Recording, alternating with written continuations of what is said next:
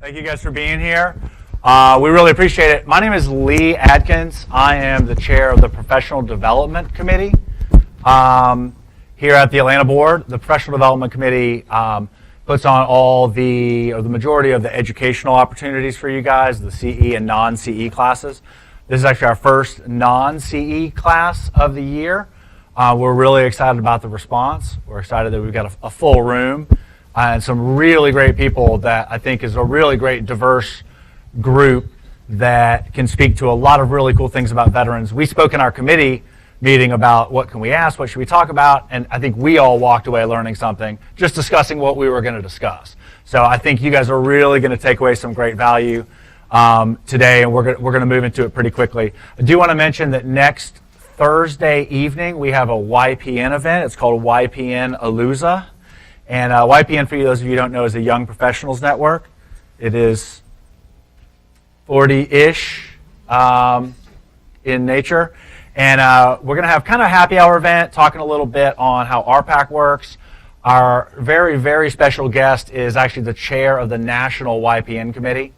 So as with everything, check abr.org for info on that. It'll be next Thursday night, the 26th.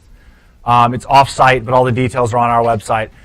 The following Friday, 3/27, we'll have a course here with her. Her name is Bobby Howe, teaching a very, very hands-on marketing course that they actually want you to bring your laptop to. So she is actually going to give you some of the feedback you guys have given us is, all this is great, but we want to actually do it. We want to come in and get it done while we're here. So we're doing that for you guys. 3/27.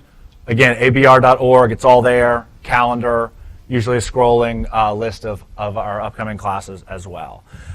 If you guys could, we love it when you check in here or take a picture, tag people that you know, tag any of us if you're connected to us. It helps build awareness and share the love. It also shows your clients that you're active in your community and you're here to learn so you can serve them better. Once you do that, please do put your phone on vibrate or silent or whatever you wish. If you need to step out and take a call, we certainly understand, but please don't disturb other people who are staying in and paying attention. So we do have a very limited amount of time. It's only an hour and a half to talk about veterans and VA loans and all of the above. So we will take some questions. We will absolutely have to hold them to the end. It's really easy to get off track in events like this. So we're going to hold our questions till the end. So if you're thinking of something, best case, we'd love it if you could write it down, and we'll have somebody come through and grab those, so hopefully we can keep that flowing quickly. So we have some really great stuff for you guys today. I'm going to let these guys intro themselves because they can tell it certainly better than I can. We've got a couple of specific topics that we're going to cover beyond that, and then we'll break it into our questions. So thank you again for being here. We really appreciate it. We'll get going. Susan, you want to start? Thanks, Lee. Good morning, everybody. Just losing my pen. My name is Susan Adams. I work for Atlanta Neighborhood Development Partnership. We are a 24-year affordable and mixed-income housing nonprofit with a regional footprint. And we have launched within the last 2 years a targeted homeownership initiative for veterans, which I'll be talking a little bit about today. My actual title is Director of Policy and Research at ANDP. That's our acronym, ANDP. It's kind of an unwieldy name, Atlanta Neighborhood Development Partnership, but we go by ANDP. And so I'm looking forward to talking to you all today about the programs that we have available for veterans. Thank you. Hello, I'm Samantha Reeves. I'm the Senior Real Estate and Home Buying Expert at Veterans United Home Loans. We're a VA specialized lender. And my son, who is 3, gave me an excellent cold to bring with me on this trip. So pardon me if I cough or sneeze or any of the above. But, you know, my brother serves currently. My dad served in the reserves for 20 plus years. And I have a real passion for serving veterans, as do all of the other individuals in our company. And I'm assuming as all of you do too. So thank you for coming today to learn more about how you can help veterans. You know, I'm going to, I have previous experience as a loan officer and as an attorney. In my current job, I'm educating real estate agents on VA loan and how they can best serve veterans. So I'm open to talking with you afterwards, if you have specific questions on how I can help. But to give you a little bit more background about my company, it's Veterans United Home Loans, if you guys have heard of that before. And we are located, our corporate office is in Columbia, Missouri, and we do have branches in 15 different states. And, we specialize in VA loans, and we have a real passion for serving veterans. So I am, like I said, open to any questions, or if you guys want to talk afterwards, that would be great. Thank you. My name's Maura Neal. I'm a realtor here in Atlanta, and I'm the lead instructor and subject matter expert for NAR's newest certification class called the MRP, the Military Relocation Professional. So basically what that means is I help to write the class and facilitate it across the country. So I teach realtors about working with veterans and active duty military. I'm also the daughter of a Army Green Beret veteran. My brother is currently in Green Beret, deployed for his 6th deployment. Both my grandfather's 3 uncles, 2 cousins, all military. I had a dream to sing in the Army Singers, but my dad discouraged me because he said I would probably be miserable because I can't keep my mouth shut and I don't take orders well. So boot camp was not a good idea, but I do have a passion for serving the veteran community, and we've assembled a great panel today to answer some of your questions and to help you to better serve this community.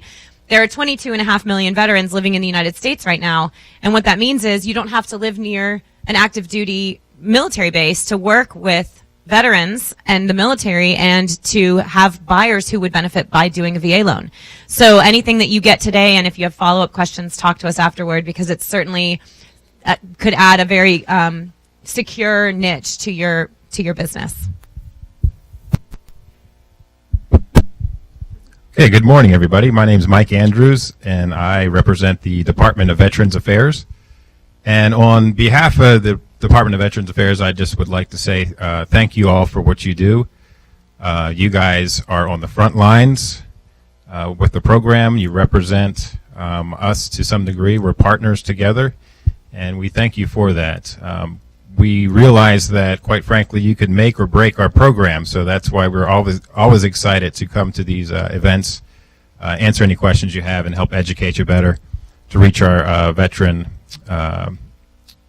clients or veteran population. Thank you so much for the invitation. I specifically, by the way, I'm a Marine Corps veteran myself, so I'm passionate about the program. I use the VA loan guarantee program on both purchases of my houses, one in Florida and one here in Peachtree City. I specifically am responsible for the appraisal side of the operation, so I can answer any questions you have in that regard. I'm going to go over a couple things after Jennifer introduces herself.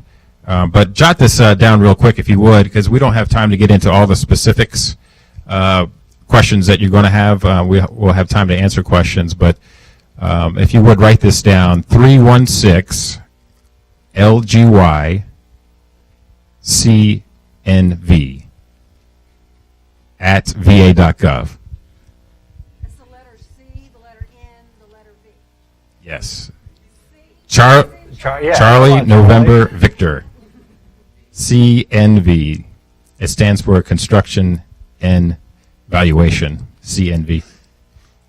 At va.gov. Okay, that's the email address. If you have any appraisal questions that have to do with VA, that's where you want to go. I have people every day who man that and are responsible for clearing that out on a daily basis. Also, our toll-free number is 888-768-2132. Option 3 for appraisals. Again, I'll go over some pitfalls or hurdles, I should say, challenges that come up in the value side of the house, and how you as realtors can overcome those challenges in just a bit. Thank you. Hi, I'm Jennifer Tillery. I'm the Assistant Loan Production Officer on the loan production side at VA. So while Mike handles the appraisal side, the section that I am in, we are actually the National Eligibility Center for a veteran to obtain their certificate of eligibility. I'm just curious, how many of you have done a VA loan in the last year? Great. I'm just curious, did your lender go online to get the certificate of eligibility? That everything is online now. So we're going to talk about that. But your lender, when they order the appraisal, they order the certificate of eligibility at the same time online. So, and we actually have an automated system which issues about 40% of the certificates that fast. The other 60%, a loan specialist has to review for whatever reason. But veterans don't have to drive down to our office in Decatur. Or if they're in Missouri and they want a VA loan, they don't go to their nearest regional loan center. They actually go online. The veterans can go online to get their certificates of eligibility. The lender can go online. Just curiosity question. What color paper is a certificate of eligibility on? Okay, I heard blue. Y'all throw out some colors for me. Green, orange, yellow, purple. It's whatever color is in the printer. Okay? Okay? Because certificates of eligibility, remember I said, are done online? When we issue certificates of eligibility, we send them by email to the lender. The lender, if the veteran has attained their certificate of eligibility, it's got a reference number. They go online and pull that certificate out. Everything is done electronically now, so it's just like Buick is advertising, it's not your daddy's Buick. It's not your daddy's VA either. And everything. So I've been with VA 23 years. I am not a veteran, but I am passionate about serving veterans also. Our whole family, I have a son, and my husband and I are all motorcycle riders, and we are Patriot Guard riders, to where we go out and attend veterans funerals or veterans welcome home events. Can't do it during work hours, but on the weekends, that's one thing we're very passionate about, is serving our veteran population. So anything I can do to help a veteran obtain a loan, I want to be able to do it. Thank you. Great. Thank you so much. I'd love to have maybe Mara, somebody start kind of speak to just the very basic. I want to go back to Jennifer for eligibility, but if one of you guys could speak to just huge broad strokes, who qualifies for a VA loan? Like what does that mean, and maybe how do you handle that up front with people? So the basic rule of thumb is active duty, at least 90 days in the service. And correct me if this is wrong. But basically, if you've served 90 days, there are different breakdowns for different eras of wars. The Vietnam War might have a different number of days of status needed in active duty than Korea. But basically, anyone who's active duty right now, on that 91st day of active duty, they are eligible for VA financing. So active duty, it's one of the easiest loans to qualify for as far as eligibility goes. And almost every veteran who has served is eligible. You'll find very few veterans who are not eligible, and that's veterans with at least a general or a medical or an honorary discharge. Dishonorable discharge is not most likely going to be eligible for most VA benefits.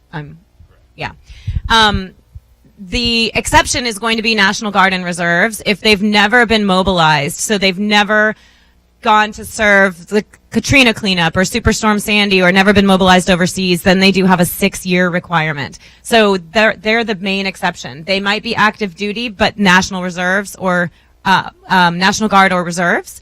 But if they've never been mobilized for at least 91 days, then they have a 6-year wait time before they can qualify.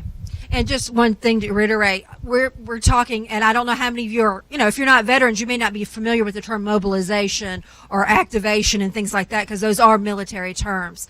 But if our website, if you'll write this down, it's at benefits.va.gov/home loans. And actually under eligibility, there is an actual chart there that actually, it's a very great user-friendly website, and that you can learn from. And it actually, what she was talking about, like if you serve during wartime, you only have to serve 90 days. If you serve during peacetime, and believe it or not, we are at war in this country still. Since Desert Storm, Desert Shield, we are actually still considered in a wartime. We have never gone back to peacetime. So it's actually, if you have a veteran that just entered, you could have someone literally that just finished boot camp and after 90 days is eligible for a VA home loan. So what happens is, but that website will tell you exactly what documentation is needed if they're active duty, what they need to get from their commanding officer. It tells if they're discharged, what type of discharge paper, and like she was reiterating to the National Guard and reservists, it tells what type of documentation they need to be able to prove their service. One thing about VA is that we are not the Department of Defense. DOD is Department of Defense, VA is a separate agency. And while we do talk to one another, and while communication and technology is finally allowing the government to speak to different agencies, VA is not a repository of government records. So if a veteran served 20 years ago in the reserves, unfortunately, VA does not have a copy of their discharge paperwork. It is the veteran's responsibility to be able to, if they don't have the documentation, our website also gives them information. There's a website called eBenefits. It's capital letter E, then benefits. It's a one-stop shopping. Veterans go on there. They can apply for disability claims. They can apply for their certificate of eligibility. If they don't have their discharge papers, they can use that same website to get all that information. So it's literally one-stop shopping. That's great. So E-benefits. The actual website for just information is benefits.va.gov/home loans. And there's a realtor page. Now, the realtor page is more for selling VA foreclosed properties, which we weren't going to discuss today. But the lender page, and one thing I was going to just reiterate, you know, we've all gone through the mortgage crisis the last several years. Underwriting guidelines, you've probably seen them do a 180 where they were strict, they're not strict, they're strict. One thing about VA underwriting standards, if you were to look at the VA Lender's Handbook, which is actually very user-friendly on this webpage, and believe me, your veterans will read this handbook. They know when they come see us or ask us questions, they've done the research also.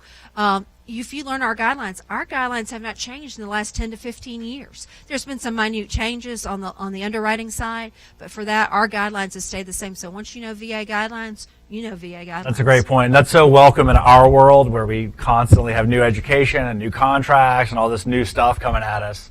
You could actually learn something that would stay constant in your business for a little while, then you might want to think about that. Let's hop back to Mara super quick just on I'm curious to know, when and how do you have that conversation with a client? Are you a veteran? Do you maybe apply for this? You know, how does that go down? And then I want to get to you, ladies. Well, the good news is Georgia does not recognize veterans as a protected class, so that means you can't get in trouble for asking someone if they are a veteran.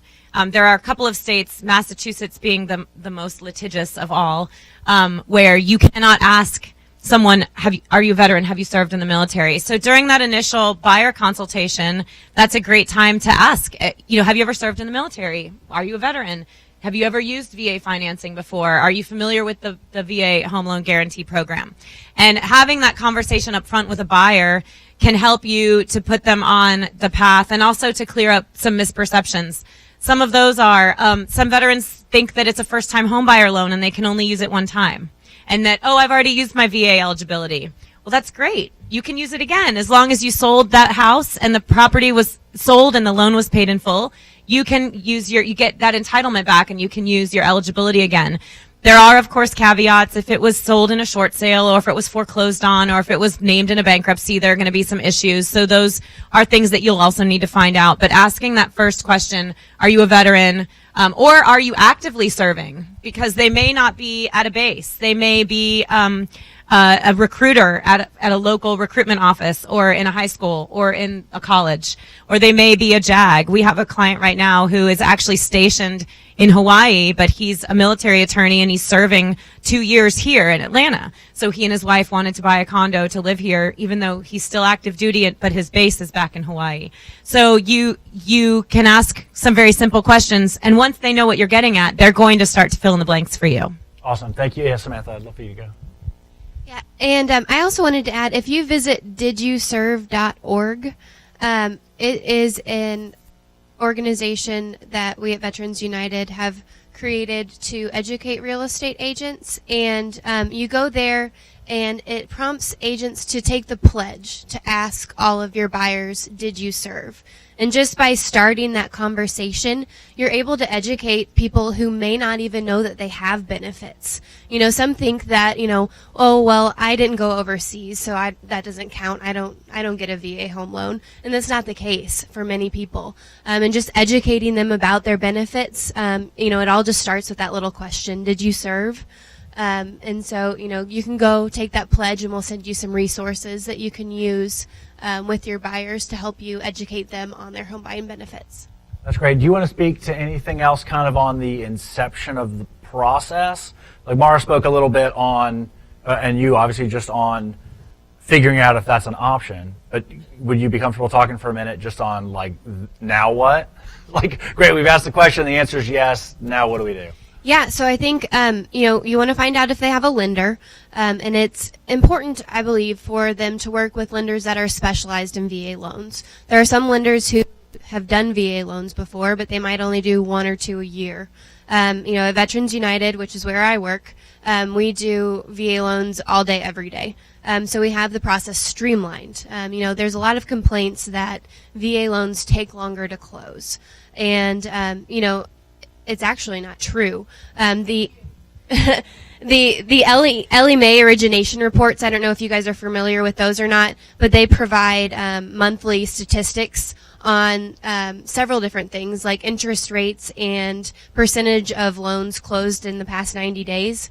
And if you look, I pulled the January numbers, which are the most recent, and it took 64.6% of FHA loans closed in the past 90 days for January. Purchases, that is, not refis, just purchases. Conventional, it was 69.8%, and VA was 73.3%. So more of those VA loans are closing than conventional or FHA. So, you know, I think that's a real myth buster. People think that VA loans take longer to close, but actually more of them are closing. So, yeah, yeah.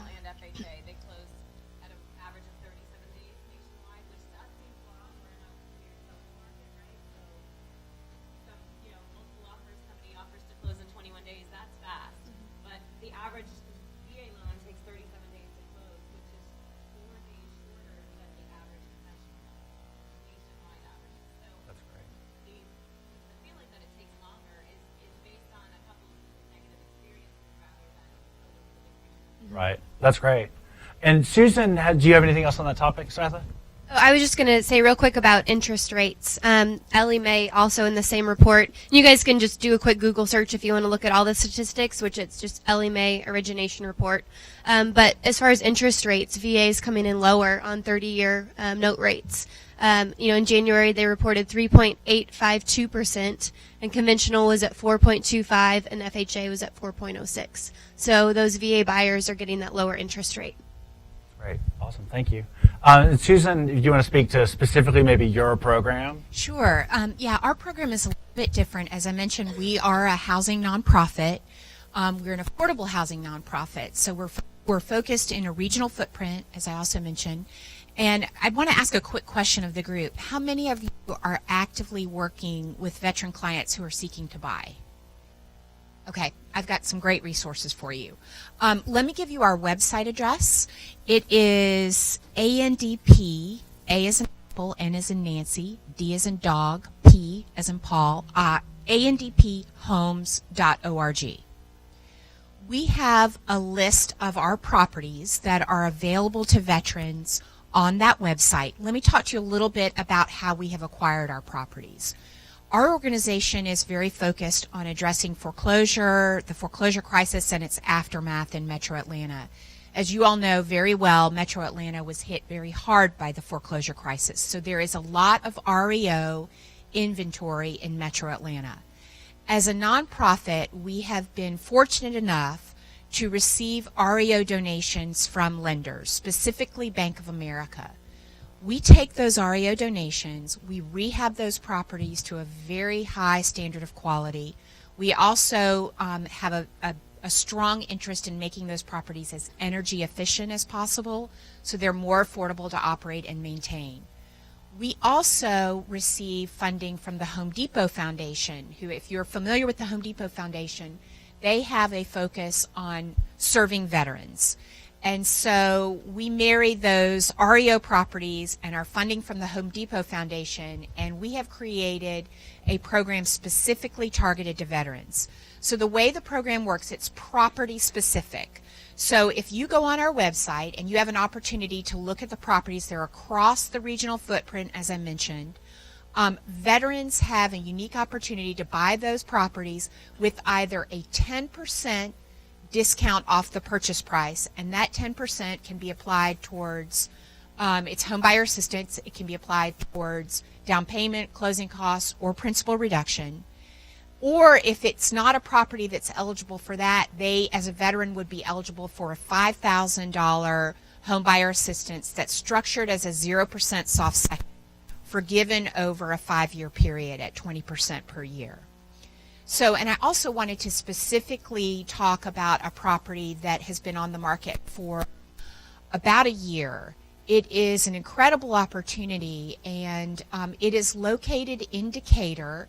It is on Claremont Road. The specific property address is 1501 Claremont Road. It's a 12-story high-rise building. It's a beautiful 1-bedroom, 1-bath property that we received and have completely rehabbed. We were shocked that we did not have veteran buyers that were interested. I think part of it is that there is a $400 homeowner HOA, sorry, little brain freeze there, an HOA requirement, but that pays a good percentage of the utilities. This property we are now offering at a discount below that $69,900 purchase price, and it is a Decatur address literally right across the street from the VA complex. We're offering 3 months of HOA fees paid. So I encourage you to look at that property online, and if you have a veteran client who is interested, please get in touch with us. The other thing that I need to mention, because we are an affordable housing nonprofit, we do have income qualifications as well. We require that our veteran buyers be at 120% or below of area median income. So that's an important requirement as well. And finally, I'll just close this with a little story about our first veteran buyer. Our first property, we were sort of feeling our way on how we did this, was in Hiram, Georgia. We talked to that's in Paulding County. We talked to a Paulding County realtor who was interested in working with us on this program. And he was actually showing rental properties to a young man and discovered in talking to the young man that he was a veteran. And he said, I'm aware of this really amazing program, a home ownership program for veterans. And he said, well, I'm not going to be eligible for home ownership. I'm just looking to rent. And it turned out, he said, I just hear me out. Look into this program with me. He went and looked at this property that we had rehabbed in Hiram. Beautiful property. He is married with a young son, 2 years old. It turned out that his mortgage payment would be less than what he would pay in rent. He'd be able to become a homeowner. Our program has changed since the inception a little bit. At the time of at the time that this gentleman purchased, he was eligible. He was 100% disabled. He'd had a traumatic brain injury that he suffered in Afghanistan. Because of that, he was living on fixed income with VA benefits, disability benefits. He was concerned he wouldn't qualify. He was 29 years old. He was able to purchase this home with a discount of 35% off the purchase price, the form of a 0% soft second. So it's just a great story because this guy who was looking to rent actually ended up being a homeowner, and the pride he feels is just unbelievable.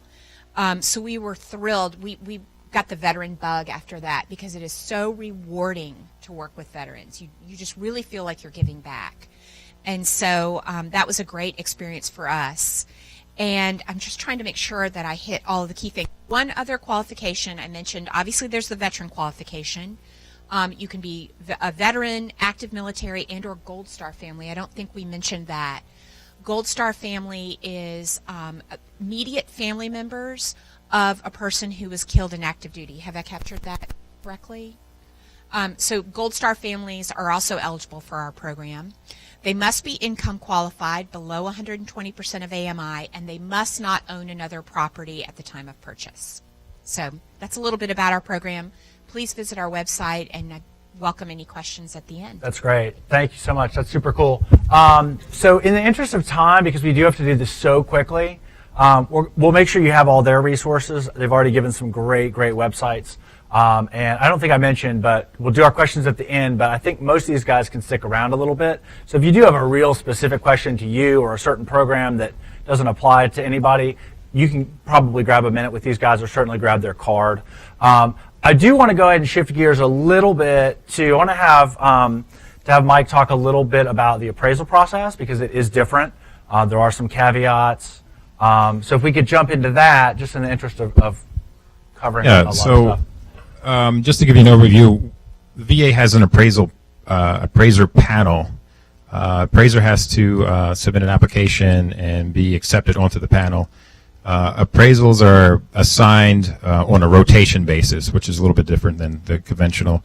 So it's not lender select. It's strictly an assignment. The next appraiser in line for that county, the appraiser is assigned to a county. The appraiser has 7 business days to go out, do the inspection, upload the report to our web-based system that the lender can view at that time as well. Keep in mind, though, the clock does not start until the appraiser has possession of a fully executed contract. And believe it or not, a lot of times that's what holds up the process. So as a realtor, you might want to really keep that in the back of your mind that the appraiser needs to have that before he's going to go, his clock starts. And he knows that, of course, too. So issues that come up, most common one is obviously the appraisal comes in and does not meet the value of the contract. This is not a deal breaker. You guys need to know, if you don't, that there is an appeal process. But before the appeal comes in, know that the appraiser is supposed to notify the point of contact that the appraisal does not appear that it's going to meet the contract. Now, the appraiser is not allowed to say where he's at with the price or with the value. The appraiser is not allowed to reveal which comparables he's using. But the point of contact then has 48 hours to provide the appraiser with supporting data that he can use before he finalizes the appraisal. So that's important. The whole process is called Tidewater. It's not important where that name came from, but just know that it's commonly referred to as Tidewater. So that's what's happening there, is the appraiser saying, hey, this is not looking good. What do you have that I might be missing? So that's an opportunity to find data to submit. Now, another big thing is don't send listings. Okay, the appraiser is going to be looking for comparable closed sales. So that's really important. A lot of times we get like 20 listings, which is great, but none of them is sold. So, so after that, the appraisal submitted, it still is low. There is an appeal process. Any party to the transaction can submit an appeal, and it first goes to the lender, typically the SAR, the staff appraiser reviewer. Takes a look at it, sends the information to the appraiser. The appraiser says, and again, you're sending sales. The appraiser looks at it and says, okay, well, I didn't catch that one. I can use that. Or he'll submit something back. He's got 5 business days to go out and look at the additional data that was sent in. If that still does not, by the way, the notice of value has to be issued at that point. You can't do an appeal until the notice of value is issued. You still have a higher level of appeal. It then can come into VA if they're still not satisfied and feel that the value is not supported. And then we at VA will take a look at it. But again, we're looking for sales. That's key. That's the most common thing that we see is just listings or just opinions. We need a little bit more than that. The other big issue on the appraisal side, it has to do with repairs. Our VA appraisers are not home inspectors. They're looking for safe, sound, and sanitary issues. They should not be requiring repairs for cosmetic issues, and if they are, then send me an email. We'll take care of that. Some of the newer ones will do that. Sometimes we see that. Flaking paint, chip paint, is not cosmetic because it can be dangerous. So you might want to keep that in the back of your mind too. If you're representing someone who's selling a home, you want to take care of all that before we get to the appraisal process, because they're going to note that. And of course, if the house was before 78, is it? Yeah, 78. Well, then we're going to be, they're going to be requiring removal, scraping based on the lead-based paint procedures, and that can get expensive. So just kind of keep these things in mind. What else do I have on that? I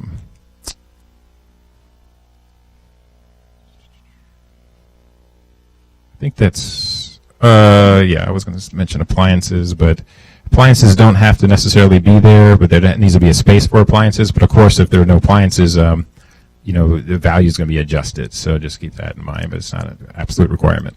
Samantha, do you want to speak for a minute on the MPRs that we talked about and kind of explain maybe first what that is and then? Sure. So there are what are called minimum property requirements that all properties have to meet in order to pass the VA appraisal. And, Mike can probably talk about specifics of this also. But if you go to the benefits.va.gov, there's a link to the lender handbook. And Chapter 12 covers all of the minimum property requirements for VA loans. And it's a really good resource that you definitely want to review. As an agent, when you're showing properties, you want to note any issues that might not meet MPRs, because that means that you'll need extra time, or maybe you don't want to make an offer, because you're going to have those repaired most likely before closing.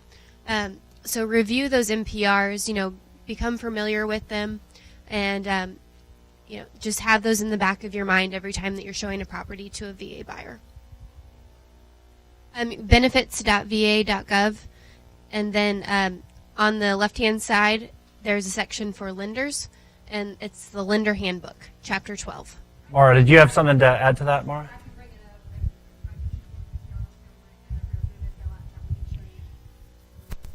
I was just going to speak to it from a realtor perspective. Looking at our market right now and how quickly things are moving, when you have that initial consultation, especially with a VA buyer, talking to them about, we don't have a high inventory of foreclosures in most parts of Atlanta anymore. They're still out there, but it's not high, but we still do have a good number of HUDs and HUD sales and REOs and short sales. But the Fannie and Freddie foreclosures, the ones where they've painted and they've put in new carpet, it's all Fannie Mae beige, you walk in and everything's the same color. Those are hard to find these days, so prep that VA buyer. We have one coming in this weekend, and they have to find a house this weekend, and he said, my wife and I are really handy, we'll be fine with, buying a fixer-upper. Well, you might not be fine buying a fixer-upper if the VA doesn't agree that it meets those requirements. And just real quickly, since we were talking about the appraisal thing, whether it's your listing or your buyer, I cannot stress strongly enough the importance, especially these days, of meeting appraisers on site. You are allowed to do that. There's a misconception that agents and lenders have to be at arm's length. Agents and appraisers. It's the appraiser and the lender.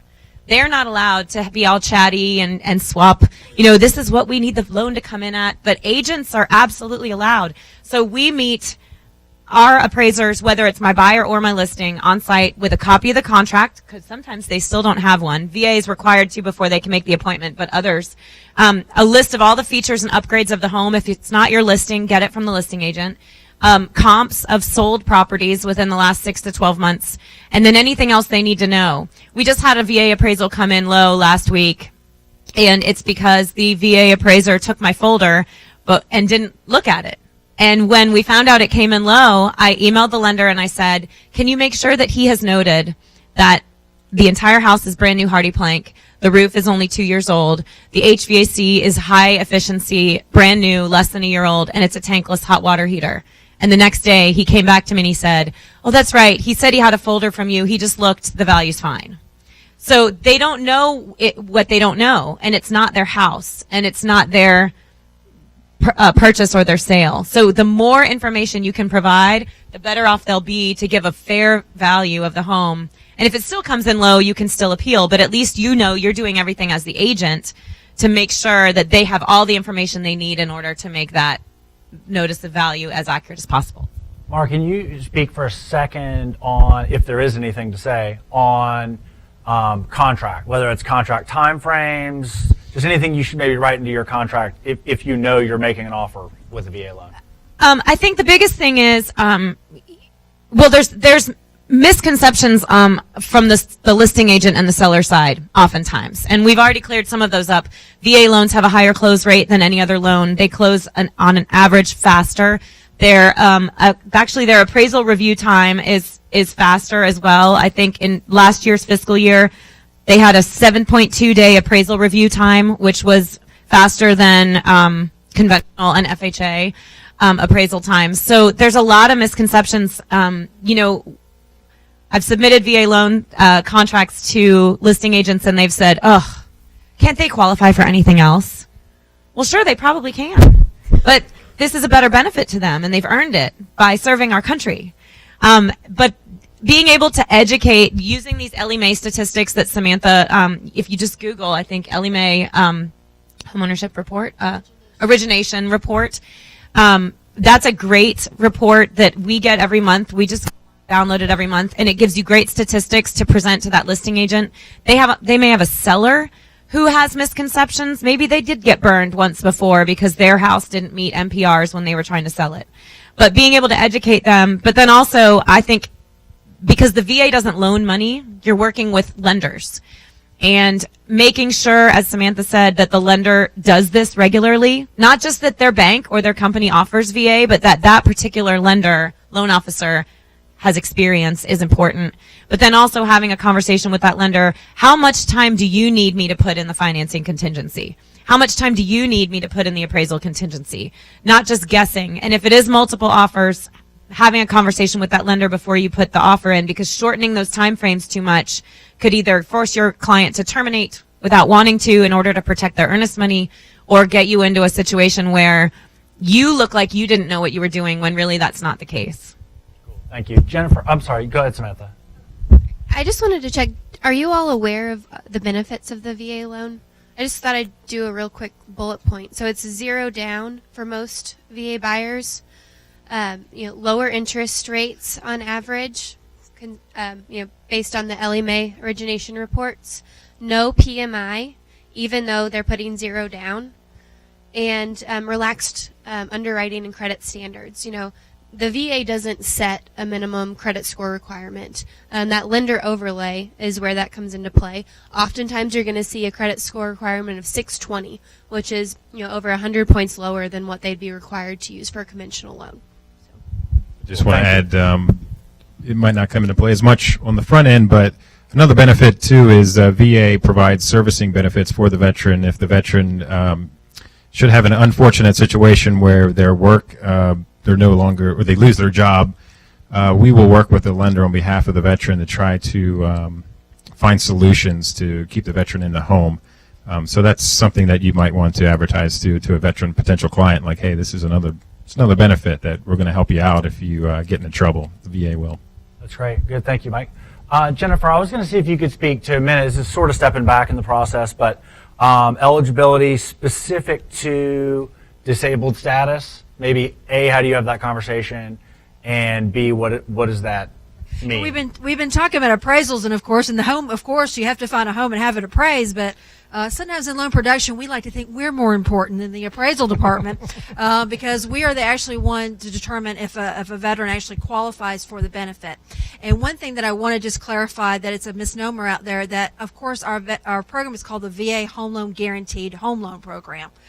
That doesn't mean you're guaranteed a VA home loan, because what happens is if you qualify for the program, and we had mentioned this earlier about serving honorably and serving in the correct amount of time and everything, you're given a certificate of eligibility to be able to qualify. But that doesn't mean that you can go to any lender with a 400 credit score and obtain a loan today. You do have to income and credit qualify, and that is one of the misnomers out there, that some veterans just believe because they've got their certificate of eligibility that they're going to be able to obtain a home. Of course, some veterans, can anybody tell me what number, what dollar figure is written on a certificate of eligibility? If you don't know, it's okay. 36,000. I don't mean to pick on you, but since you've talked, can you tell me what that 36,000 really means?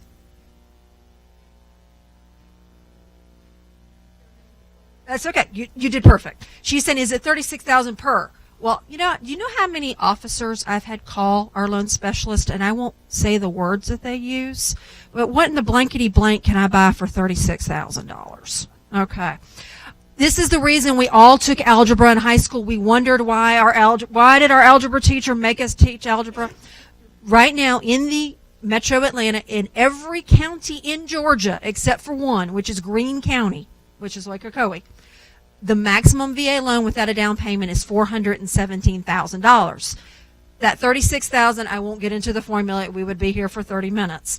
But basically, if a veteran has their full entitlement, they can purchase, if they qualify for income and credit, up to $417,000 without a down payment. Now, VA, while we talked about where there's no private mortgage insurance, VA does charge something called a VA funding fee. If they are a first-time user of the benefit ever, it's 2.15%. If they've used their entitlement before, it's 3.3%. Is that loan amount or purchase price? It is actually of the sales price or the appraised value, whichever is less. And what will happen is that can be financed into the loan, and there is no monthly MIP. Now, if a veteran is in receipt of a monthly VA disability benefit from VA, and while you're already asking, did you serve? You don't want to ask somebody, are you disabled? That's just, you don't want to do that. You want to ask a veteran, are you receiving any monthly benefits, monetarily from the VA? And in 99.9% of the cases, that is a disability payment where they were injured while on active duty or serving. And so they receive a monthly check from VA. And what happens is, this is one thing, talk about paper elimination, is years ago you had to get your certificate of eligibility, and then the lender had to send another form to us to waive their VA funding fee. When that certificate of eligibility is issued now, on that certificate it does three things. One, it tells you how much of entitlement they have. Two, it tells you if they are in fact funding fee exempt because they're receiving a disability. And third, it actually gives the dollar amount that they're receiving, so that way the underwriter of the loan knows how much to qualify for the veteran. So one piece of paper that's emailed or electronically uploaded in our system will give you that information. So that's one thing a lot of veterans don't realize. When you ask them about funding fees or about veterans, a lot of veterans don't realize their benefits. Take them to this VA benefit website also, where they can read the different, and I mentioned e-benefits, where they can learn about many of their other abilities that they have, their different things that they have. But a lot of veterans don't realize, because they're receiving a disability payment from VA, that they're funding fee exempt. That's just nothing they don't know about that. So think about it. You've got a veteran that first of all didn't know that, hey, I used my home loan back in the 80s. I can use my entitlement, great. They're already happy with you. Then they find out they're getting $133 a month, which is 10% right now if you're 10% disabled, and you just told them you saved them 3.3%. They're going to be happy. And then they're going to refer you to their buddy who's was thinking about buying a house. So that's how you get a lot of repeat business. But it's just having that knowledge base so many times. And again, if a veteran calls us, we can't tell them to go to any particular lender. We in fact, we don't even provide lists of VA approved lenders. We have to tell the veteran, and I've told her, sorry, shop around. But that's the same thing, is the information of, if you're working with a processor or a loan officer that's very knowledgeable with the program, these shortened times, these ordering the appraisal, ordering the certificate of eligibility at the same time, a lot of that is going to go a whole lot faster, and that's how our shortened days are so much there. A lot of people think, oh my goodness, I've got to prove somebody's a veteran. That's going to take so much time. These lenders are doing it. The very experienced ones are doing it very quickly. They're doing everything done at once, and we got closings that are happening. VA has been in the news a lot lately, unfortunately, because of a lot of different issues that's going on. I like to pat myself and Mike and a lot of us on our back that we have veterans that, when Mike was talking about how he has folks that answer emails. We have emails to different things too, and we have more veterans that say, I got an answer in the same day from VA, the same day. Or we've got loan closings in 37 days and different things like that. And they say, I didn't know that, I'm not downgrading any other department with VA, but our industry that we're in is, sometimes it is a wait to the last minute industry, or it's a very quickly moving industry. So we're moving very quickly in our processes.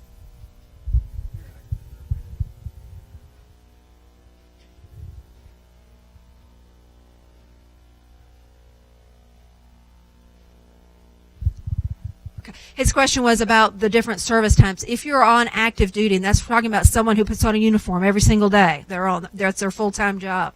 Those veterans have a different time, and I can get into you with it a little bit more, but just to clarify so we can get on to other topics.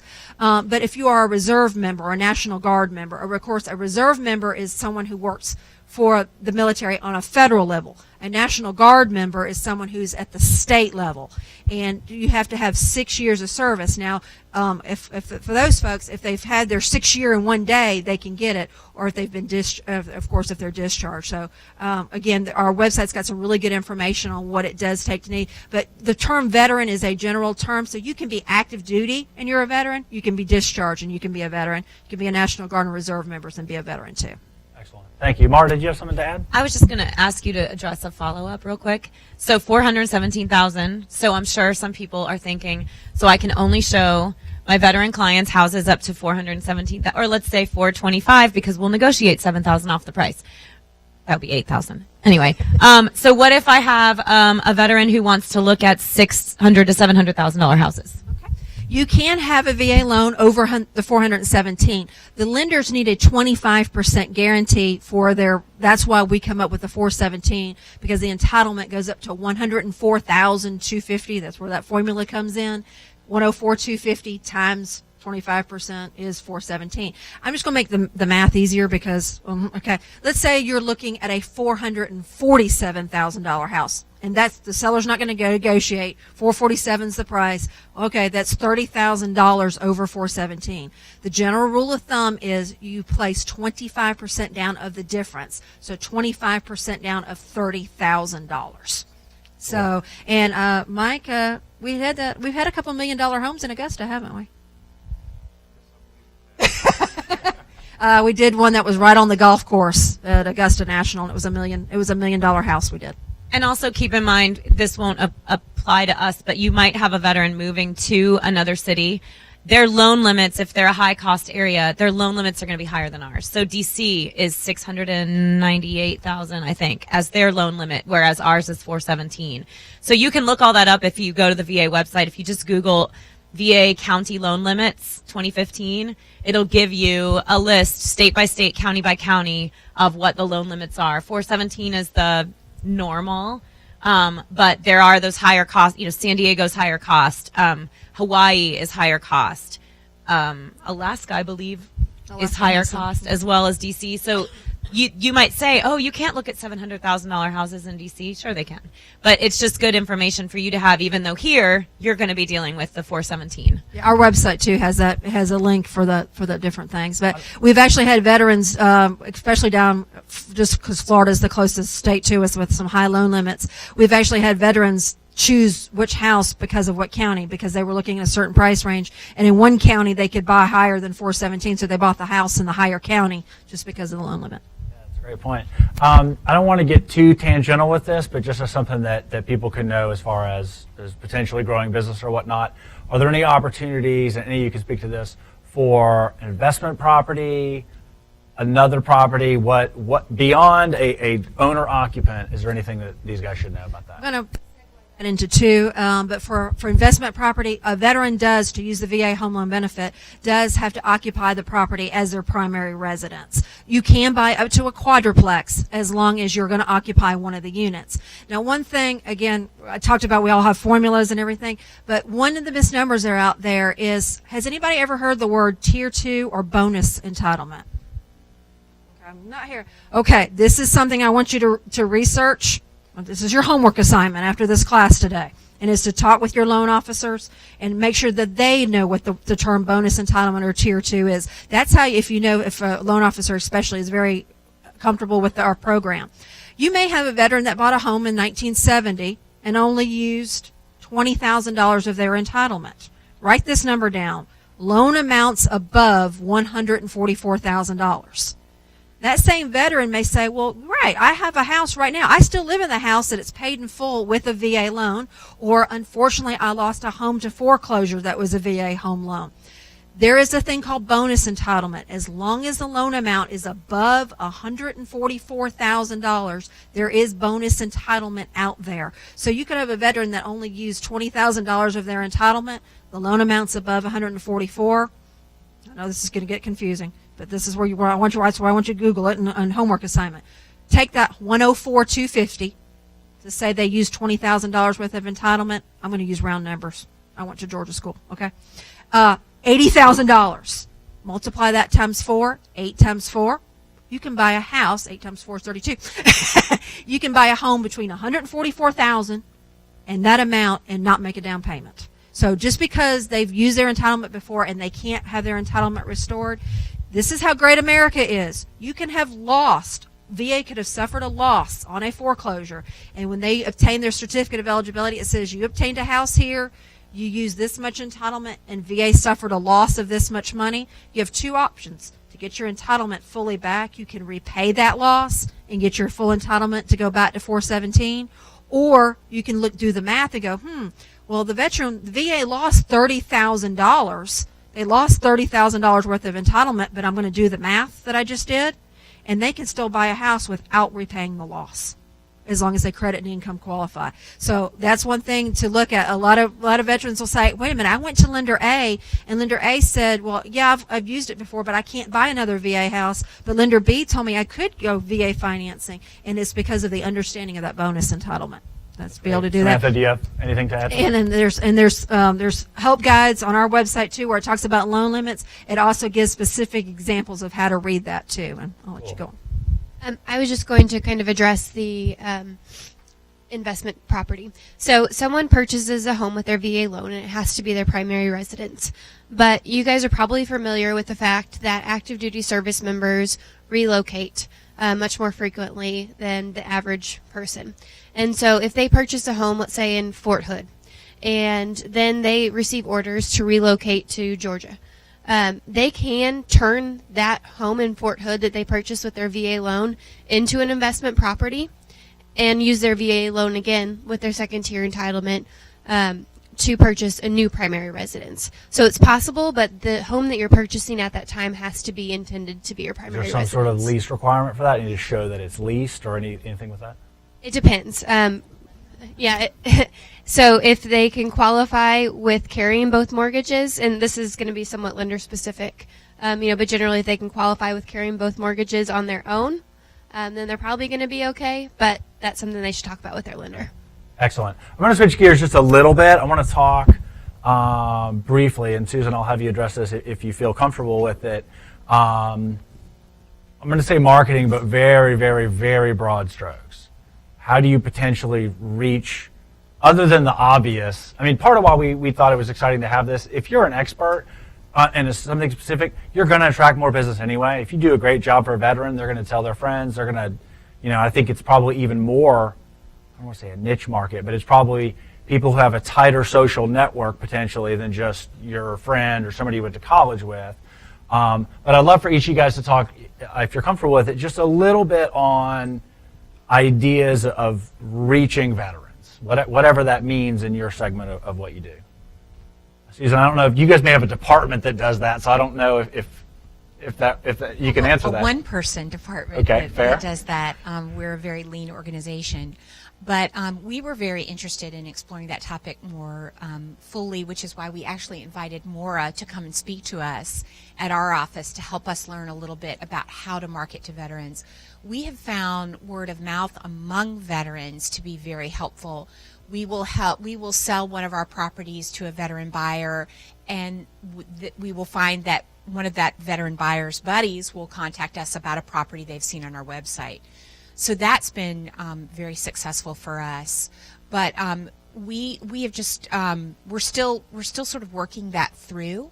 One of the things that I contacted the Atlanta Board of Realtors about and talked to Maura about is that in some parts of the country there are VAREP chapters, which are Veterans Associations of Real Estate Professionals who are focused on working with veterans. There is not such a chapter here in Atlanta, although Mora is sort of a substitute for that. But I think that would be really neat if that was available here. VAREP, V-A-R-E-P, Veterans Association of Real Estate Professionals. They have a DC office at the national level, and then there are chapters in other parts of the country. Right now, when you go there and you click on Georgia, it says chapter information pending or coming, but I don't know that there are plans to actually open a chapter here and what that would look like. But I think it could be a neat resource if it becomes available down the road. Great, thank you. Samantha? I think, first off is asking each and every buyer, did you serve? Taking that pledge on didyouserve.org, getting the resources that you need to be educated and a helpful resource to your VA buyers. I think that's the best way, because if you do a good job in serving your veteran clients, then they're going to tell their friends. And I know Maura will probably talk about the different association related certifications. That's what I'm coming up with. Just becoming educated in whatever form that is, I think is really important in order to help those buyers. And word of mouth is going to spread. Look, this agent is the one that really was able to help me. They were my background. They walked me through the entire process. And I think that's really key here. Can you talk for a second too, Samantha, you have a really strong social media, specifically Facebook at least, presence. Can you talk for just a second on that? I don't want to turn this into the social media class by any stretch, but kind of how you built that and that. Obviously your clients are probably more the agents, but if you just want to speak to that for a second. Yeah, so I have several social media profiles on Twitter, Facebook, LinkedIn. My biggest one is on Facebook, and it's a group called Real Estate Agents Military Friendly, and it's a place for agents to go and connect and talk about questions that they have or events that they have coming up, and it's a resource that I personally post on to try and educate agents and provide them with content so that they're constantly learning something new on how to better serve their VA buyers. My audience is a little different than yours would be because you're trying to reach out to those buyers. But there are so many great social media tips online. I visit Moz a lot, which is they're great. They teach you about SEO, which is search engine optimization, and all kinds of stuff. We have a whole team that does this at our office. But I think that as an individual agent, you can create a good social media presence on your own with just a couple minutes a day. And just engaging with people, influencers, like Mora, or with Association of Realtors or various boards, and just finding that niche and engaging with people in your market. I think that's an interesting recurring theme to me. It's a little self-serving since our committee is the education committee, but to me it's interesting you see a recurring theme of educating yourself about this and then the business follows. Not so much, I think a lot of times in our business we're looking for something, we're trying to find business or find this, but to me it's super interesting to think about, wow, if you actually learn and focus on that area, then you can attract that. So to me it's been said a couple of times. So Mara? Well, has anyone taken the MRP certification? Oh, excellent. Did you take it here? Very good. So they've offered it here twice. I don't know when the school might consider offering it again, but I cannot say enough amazing things about this course. If you've taken other NAR classes, and I'm somewhat biased, but I didn't write the course, I just assisted. So NAR did a fantastic job, and the reason why I think the content in the MRP is so good is NAR actually partnered with the VA. They worked very heavily with the Department of Defense, and so the content is really geared very much toward what the DoD and the VA found to be the most important pieces of working with their personnel, with their, with the military service member and veterans for the home buying process. And it covers everything from marketing to the profile of the military family to there's an reach those. And I think the the best way truly to reach those veteran clients is word of mouth, which means if you've ever worked with a veteran and done a VA loan, going back to that person and saying, that was such a great experience for me. Who else in your circle do you think that I could help with obtaining a VA loan or educating them about a VA loan? The other thing that I think, on the social media track is we just started a website. My team just started a website. It's Our Heroes at Home. And it's very young and it's launched, but it's very young, but it's a place where we are posting content, video and otherwise, not just to educate veteran homebuyers, but also to educate with veterans and about the benefits of VA financing. I consider it to be, I would rather every single person in this room be better at working with veterans, because that means when we get a chance to co-op together, it'll be a better experience for both our clients. So I'm extremely interested in a grassroots education of other realtors in our market, because if they're better at it and you're better at it and I'm better at it, then all of our veteran clients benefit. Excellent. You guys have anything to add, Mark? I just briefly wanted to mention that VA loan guarantee service also has several professionally produced YouTube videos that really attract the variety of audiences. But you might want to consider on your webpage having a link to those videos and highlighting, like, hey, are you a veteran? Check this out, and then they come back to your website and say, hey, I can help you with this. Just wanted to mention that. That's great. If you've had blogging on a checklist for 2 years, then maybe that's something you might share out one of their videos or write a quick note about it. And the VA YouTube channel is one of the best ones out there. It's really informative. The Department of Defense and the Army actually have really great YouTube channels too about PCSing, which is permanent change of station, so that's the military version of relocation. But a lot of great resource videos that you can use for your clients. Like, hey, here's some information about, moving with kids. Here's some information about, the procedure that you're going to go through from the time your orders come up until your stuff gets on the moving truck. They have great informational videos about things like that why recreate the wheel, right? Just use their videos that they have on YouTube. You can embed them in your website. You can link to them. You can put them in your email newsletters, but it's a great way.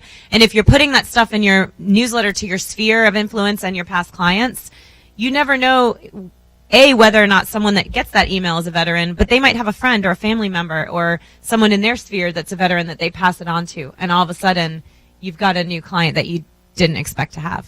That's great. Jennifer, did you have anything marketing-wise?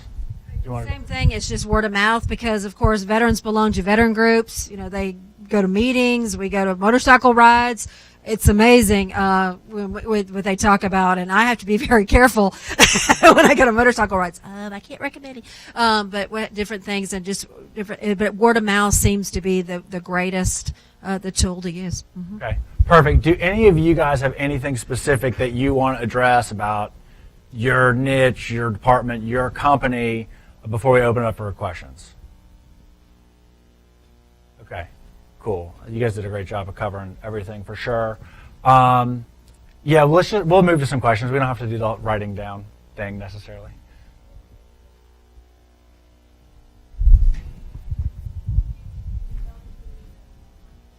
Okay. The website. Can you repeat her question too, please? Yeah. I want to make sure her everybody question can hear is, the what is the benefits website and who obtains the certificate of eligibility or who receives it?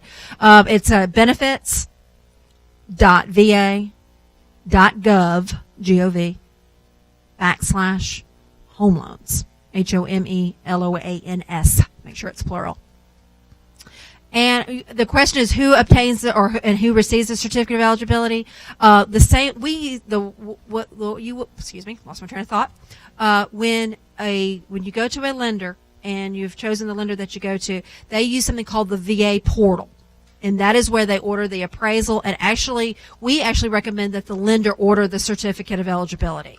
And they'll order the appraisal and the certificate at the same time. They complete an online application for us, and they upload in a PDF format the veteran service records is what they do. So if the lender requests the certificate of eligibility, it is actually emailed back to the lender. If a veteran requests a certificate of eligibility online, we actually email it back to the lender, and it's actually through that e-benefits website that the veteran uses. Believe it or not, some people still snail mail applications into us. We've suggested they always use electronic because it's so much faster. Because what happens is, even if they create a paper application and mail us an application, if they put their email address on it, we will email the veteran their certificate of eligibility. So we're trying to go fully electronic. Cool. That's great.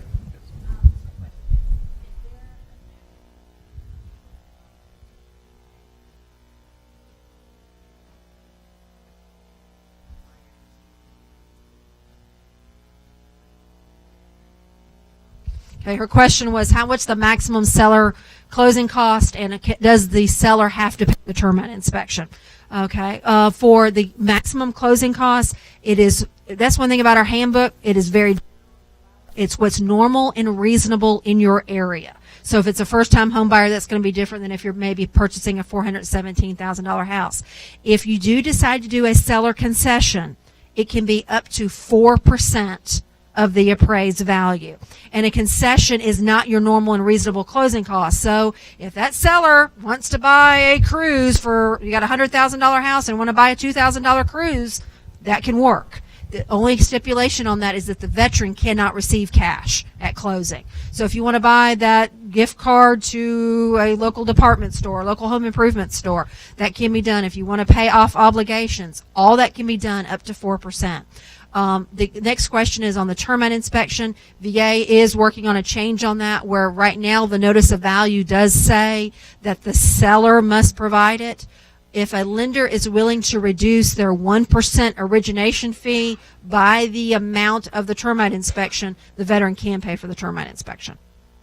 And on the additional 4% over and above the reasonable and not standard customary closing costs, that can also be payment of the funding fee.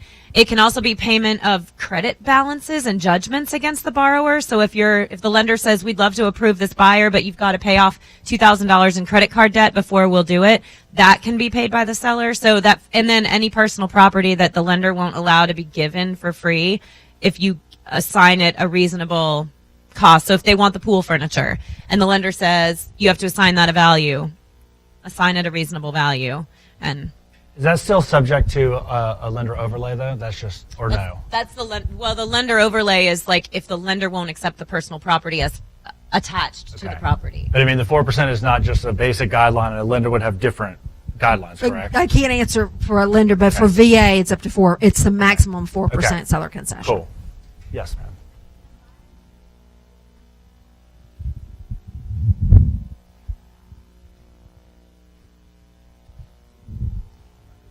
Can you repeat your question too, please? So she asked if you can use a VA loan to build a property. You can. It's the issue is finding a lender that will lend on that type of loan.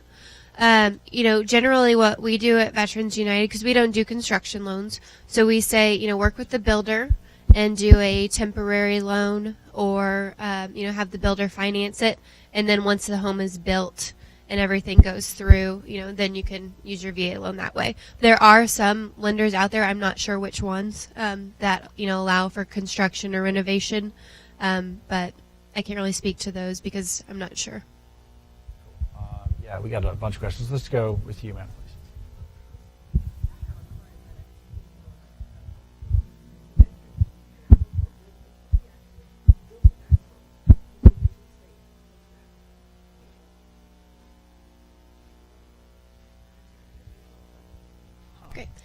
Yeah, so the builder financed the initial portion, and then they closed after the home was built.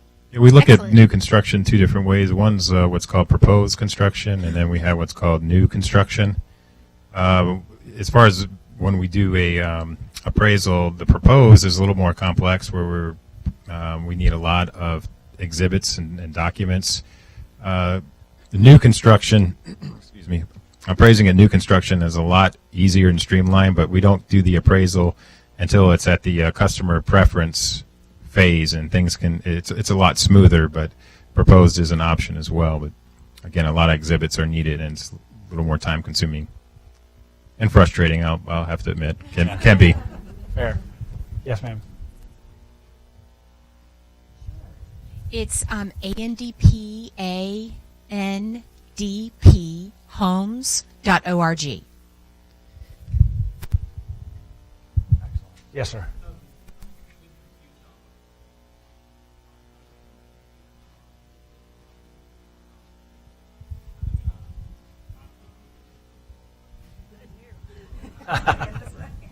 Yeah, that's a topic that our policymakers in central office are looking at really closely now, trying to streamline that process.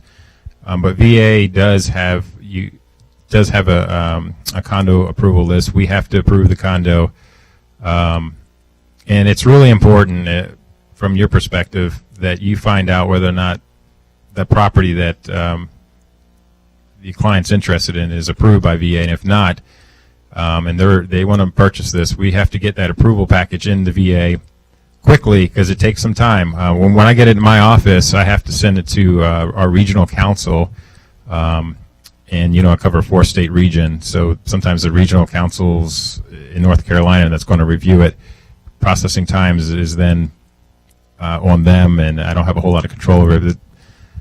The bottom line is you got to get that in quickly, find out if it's approved. If not, it can be a little bit of a process.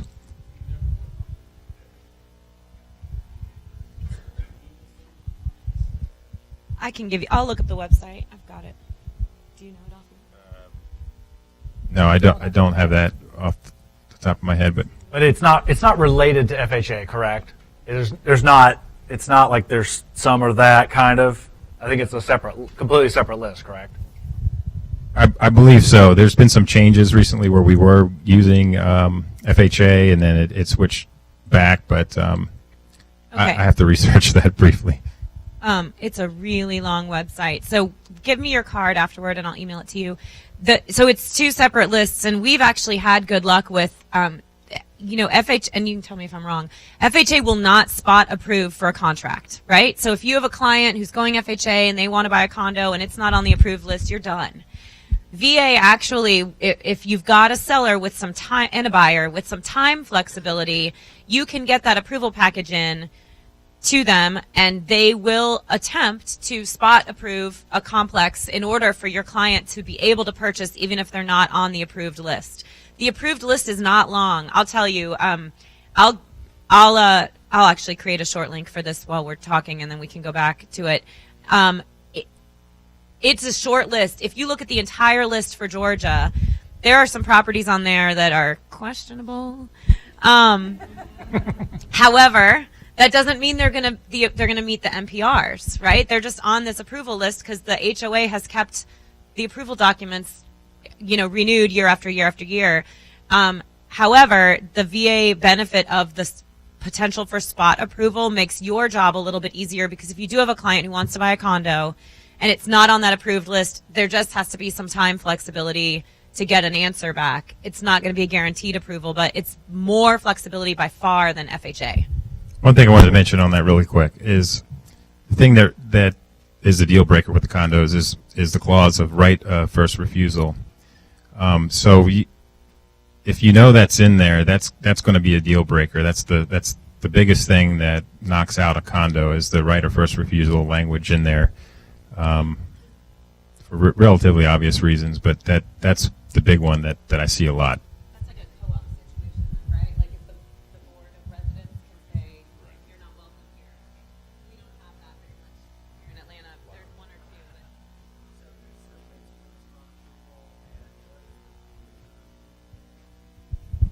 Well, there's no fee, and the lender is responsible for providing us with the documentation. And again, as mentioned before, obviously representing VA, I'm not allowed to endorse a lender, but we do find that lenders who do a lot of VA business, and we certainly do with Veterans United, have these processes down pretty good. So again, not endorsing anyone, but finding a lender that's familiar with VA facilitates the process. Cool. Yes, sir. I'll come back to you. I promise. Talk about the funding fee and the difference between that and closing costs and how it affects The funding fee, he's asking about the difference between funding fee and closing costs and how it comes in with the down payment and everything. The funding fee is actually an administrative fee that is charged by the Department of Veterans Affairs for the home loan program. And every veteran is charged that funding fee unless they are a VA disabled, receiving VA disability. If you do decide to make a down payment, even though it's not required on a VA loan, that funding fee where I gave you the general rule of thumb is 2.15% for the first time using your VA entitlement, 3.3%. It is a sliding scale in our, if you go to our benefits website and look at the lender's handbook and look at the fees and charges, you'll see actually a sliding scale. It actually reduces on different amounts if you make a down payment. Closing costs, just like interest rates, just like on any other loan, is freely negotiable. Many years ago, remember when I said it's not your daddy's VA? What happened was years ago, VA set the interest rate. VA does not set the interest rate anymore, and closing costs are freely negotiated.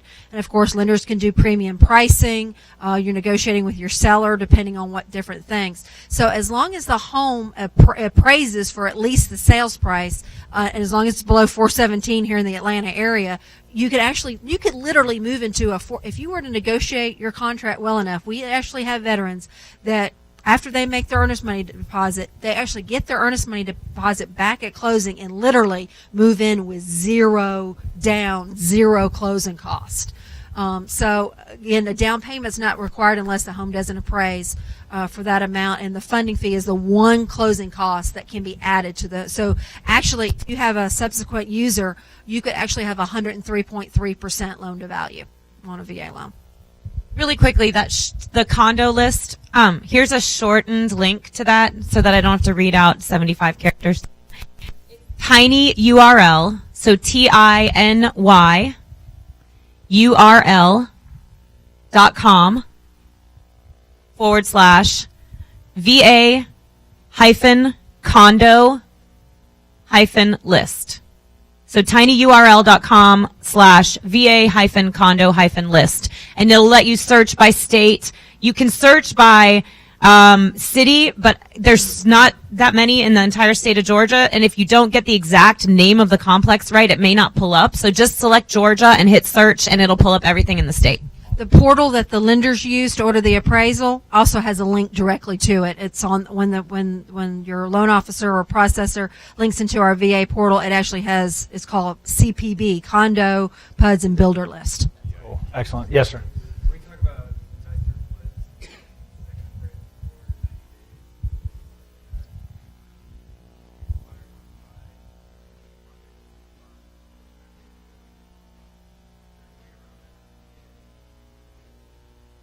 They have to be an owner occupant, so I don't think. well, I'm talking about That was bought 45 days ago, and now it's back on the market. Uh, so we need to go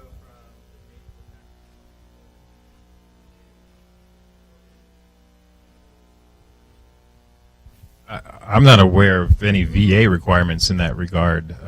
You could, it may be a lender overlay, but for VA, you actually, as long as at the time of closing, whoever is listed as the seller, actually the legal owner of the property. So you could have someone selling this property that is currently, they're not the owner, but they're getting ready to buy this. That gets into contract law, but it's as long as the person who's listed as the seller, as long as they have legal title to sell that property at the time of the veteran's closing. We're so that's okay with probably that. purely an FHA thing then.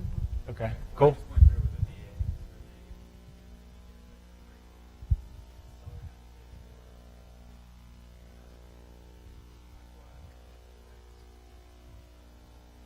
Maybe offline we can discuss Yes, ma'am. the specifics.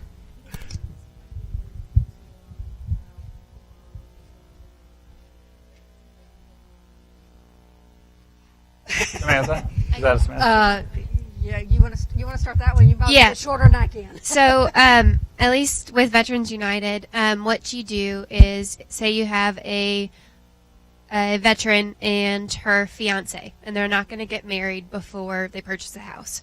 So this fiance would be a co-borrower, and the VA is only going to guarantee the veteran's portion of the loan, so that 12.5%. So if there's two of them on there, and the other one's not a veteran, then they're going to have to put down 12.5% of the purchase price. Now, you can have situations where there are, say, two brothers, and they're both veterans, and they want to buy a house together. So long as they meet other requirements, they're both veterans, they can do a split entitlement where they each use a portion of their entitlement and are able to purchase with zero down. You get into these specifics, and it's kind of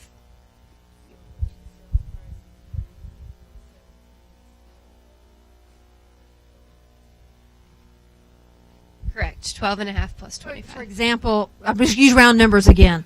400,000. Okay, I got a couple people here. I'll come to you. 400,000 on what we call a veteran, non-veteran loan. We would cut that loan in half for the VA purpose, so you would have entitlement guaranteed on 200,000, and then it's going to be up to your lender and your lender overlay. And while she was saying 12.5%, that there are some companies, how they reach that 25% or more is up to that particular lender and their investor. So these type of loans are probably one of the smallest percentage of loans you get, but they're some of the most confusing. If you do have those categories, please discuss it with your lender or feel free to contact us and we can give you specific examples. But the main thing is to kind of rule of thumb to remember. If you've got, and I'm going to say this wrong on purpose. I'm not going to preach politics and I'm not going to teach religion. Okay? I'm not going to get, okay. But if it's a marriage, and it's a legal marriage depending on what state you're in and all those things, that's why I said I'm not going to get into it. If two people are married to one another, you've got a veteran loan. It's when a veteran takes title with someone other than their legal spouse. For example, even if you have two brothers, one second. What happens is, so if you're taking title with someone other than your legal spouse, if you only have one certificate of eligibility, you're only going to get partial guarantee. If you're taking title with someone other than your legal spouse and you've got two certificates of eligibility, we're going to cover both sides of that loan with both certificates. Excellent. Cool. I've got 3 more questions here. Let me get to these in kind of the order they've come. Actually, 4. You had your hand up before, sir.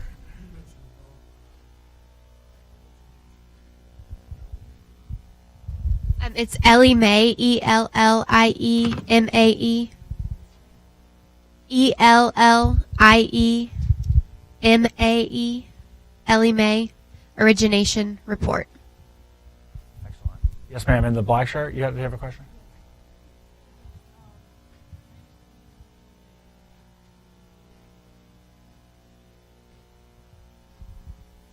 Sure. So you always, whenever you're using a VA loan, the property that you're purchasing has to be your primary residence.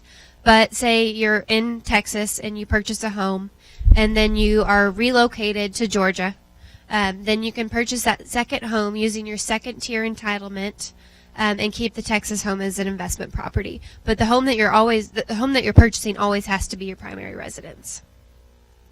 Excellent. Yes, ma'am.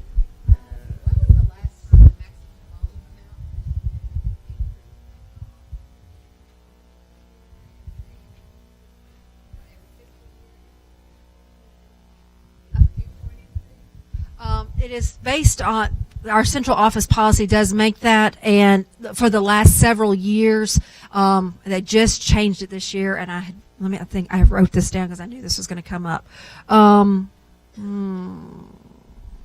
Right now, it's the Federal Housing Finance Agency limits for the 2015. So, if, for example, like here in Georgia, all of our median income, all of our income base is based on the 4.7 thing. Believe it or not, Ocoee County, because Greene County, where Lake Ocoee is, because their median income is so much higher, you would think at Metro Atlanta, Fulton County or something would have the highest rate.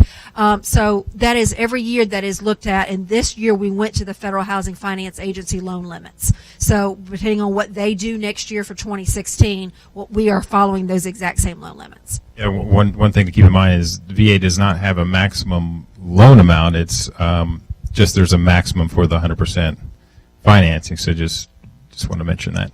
Excellent. No, that's great. Yes, ma'am, in the orange.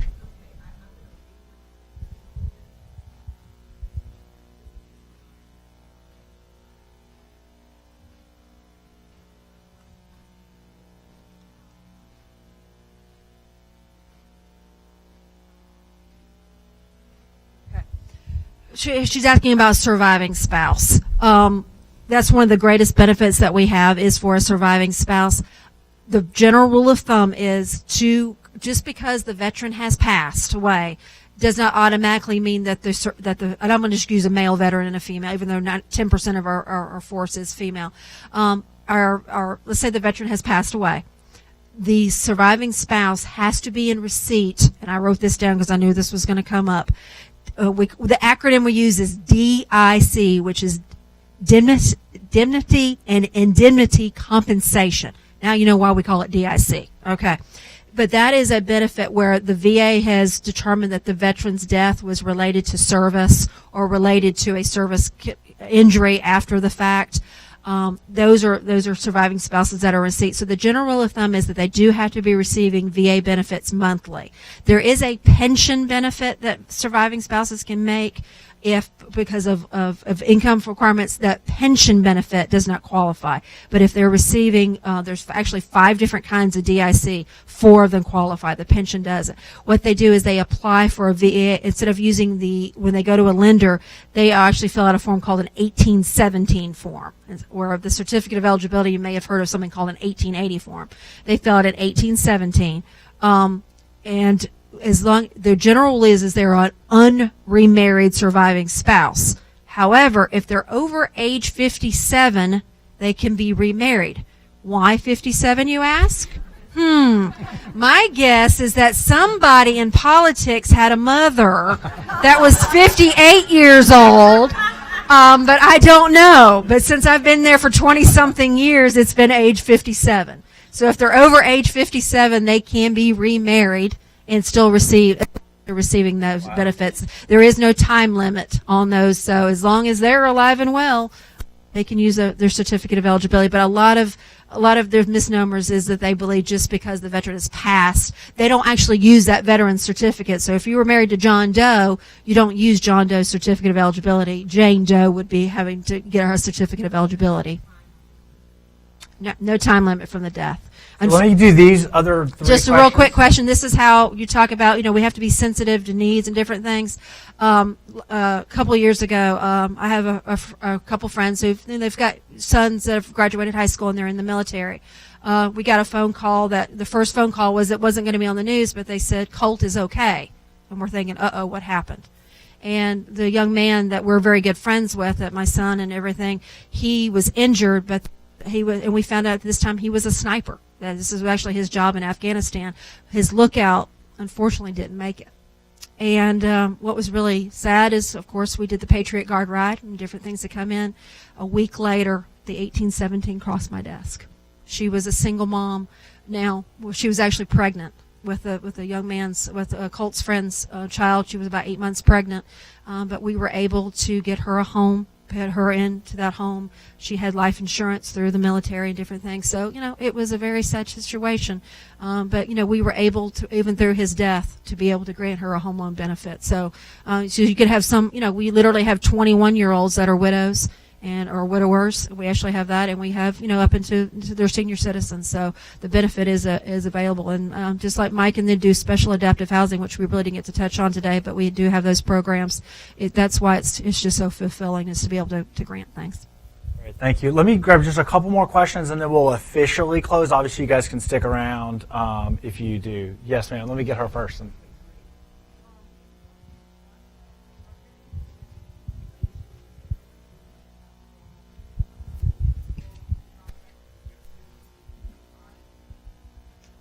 Yes, the VA amendment to contract is required on all VA loans, and that is a document that your lender will probably provide you, but it's got some very simple language in it.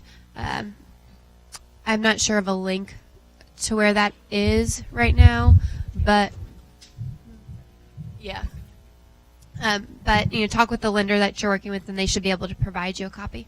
A general acronym for that too is the escape clause, and also that we use. And a lot of the contracts, I think here in Georgia, you can just Google it, and if you don't use a mandatory clause or VA escape clause, but it is that general clause that allows, if the home doesn't appraise, to be able to relieve themselves of the contract. Cool. But Yes, sir, also you have keep a in mind that every lender has their own version. So if you have a generic one that you've Googled and you found it and everyone has signed it, chances are your lender is going to come back and say, well, our logo's not on the top and we like the sellers to sign on the right-hand side and the buyers to sign on the left. And this one has the sellers signing on the left-hand side and the buyers signing on the right, and they're going to make you re-sign it. So ask the lender up front. Sometimes they don't like to send it to you until they get to that point on their checklist, but they have it. So just ask them for it. It helps, I've found, with those skeptical listing agents and skeptical sellers. It's just an appraisal contingency, right? We already have that built into the contract, but you still need to get it signed. So get it up front from the lender and submit it with the offer so that you can explain everything at once. It'll help you build trust and credibility with that seller, because then you're not like pushing more paperwork in front of them throughout the process as you're also trying to negotiate appraisal conditions and repairs and maybe a reduction in price. Put it all together up front so that it's not one more piece of paper that now you're thrusting in front of them. Excellent. Cool. Yes, sir. Real quick, my last VA client went with a lender who said that they were experienced with VA loans and everything else. Honestly, it turned out to be a nightmare. Is there a way that we can advise our potential VA clients when they're shopping the market?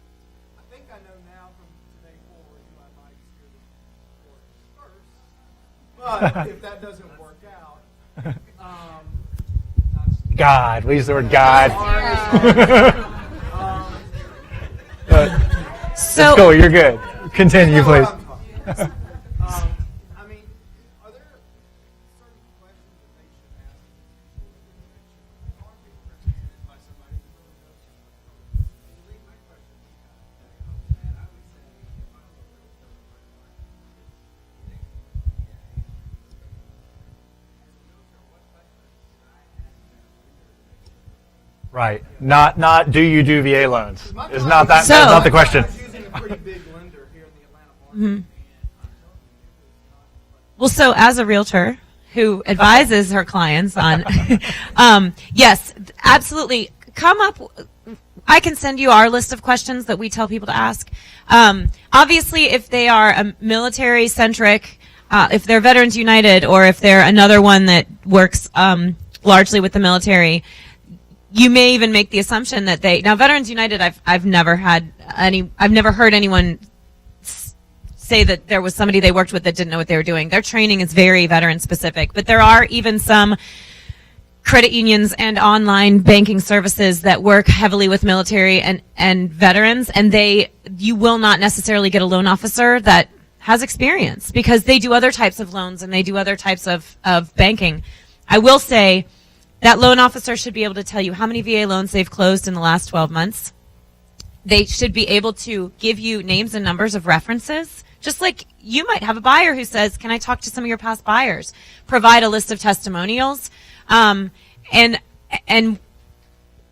ask, how many of the VA loan applications that you took in the past 12 months have closed?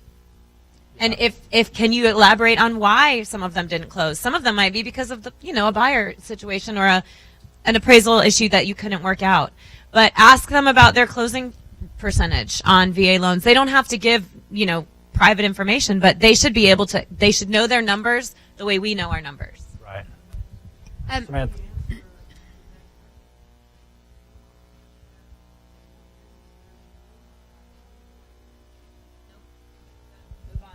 And that's what's so important when from the VA perspective, when you're choosing when lender, is that just like, believe it or not, I use car dealership, different things. When you finally decide to buy a Corvette, you're going to go to three different Chevrolet dealerships. Well, then they may have 50 salesmen at that dealership, and I don't know what you were trying to say.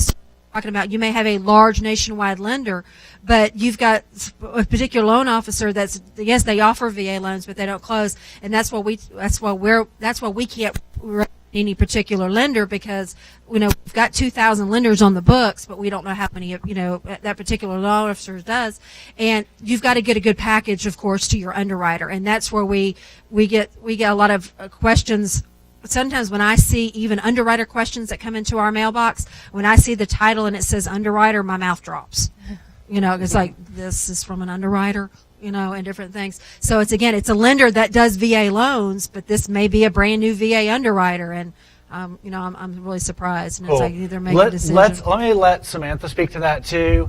I'm going to take your question because you've been waiting very, very patiently. Fair. And then we'll break down. We also have to do a quick drawing. So I'm going to let you speak to that. Yeah, so I would ask a lender, first off, how many VA loans have they closed, and then ask them who's going to handle this file from start to finish. Is it going to be the loan officer and their team that you're working with from the very start, like all the way through closing, or are you going to be talking with a different person every time you call? I think that's really important. At Veterans United, we have a loan officer and then they have an assistant. And those are the people that you're going to be working with the entire time. You're not going to be passed off to different people every time that you call. I think that's important. And then also, what resources do they have for you? I think that's an important one. At VU, we have what's called the Platinum Desk, which is a service just for real estate agents who refer their buyers to VU. And there's lots of benefits that go along with that, but you get services in addition to your buyer. So we're there to answer your questions and make sure that you're getting an experience that you deserve along with your buyer. Excellent. Awesome. Thank you. Yes, ma'am.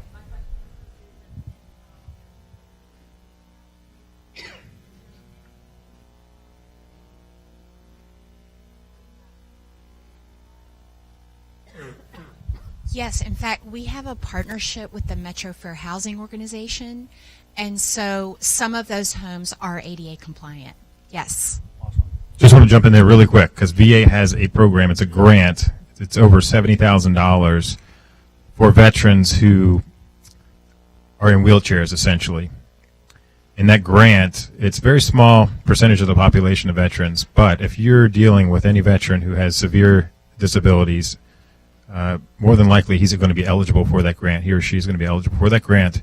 And it's a really great program. We have grant funds that will be applied to new construction of a wheelchair accessible home, or we can do remodel too. So keep that in mind and give us a call if you run into that. Great question too. Thank you.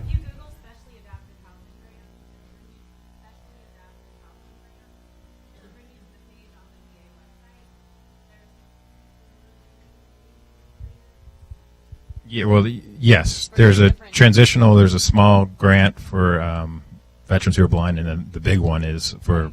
Because it can be really difficult to have a client find the house that's perfect for them. This enables them to buy a home that works for their family and apply for the grant and modify that home that works for them. It's really hard to find a house that's already